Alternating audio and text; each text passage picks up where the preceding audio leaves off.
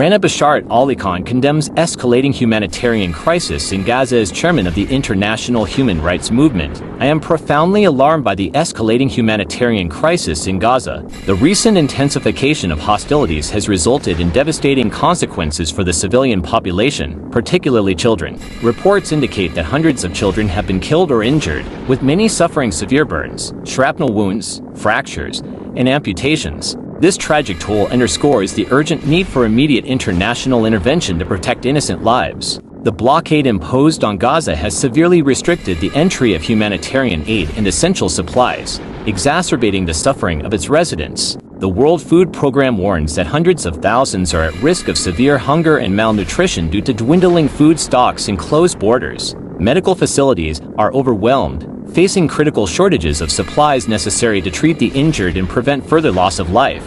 The International Human Rights Movement stands in solidarity with the people of Gaza during this harrowing time. We call upon the international community to take decisive action to end the violence, lift the blockade, and ensure the delivery of life-saving aid to those in desperate need. It is imperative that all parties respect international humanitarian law and prioritize the protection of civilians, especially children, who are bearing the brunt of this conflict. We urge world leaders, humanitarian organizations, and individuals of conscience to join us in advocating for an immediate cessation of hostilities and a sustainable resolution that upholds the dignity and human rights of all individuals affected by this crisis.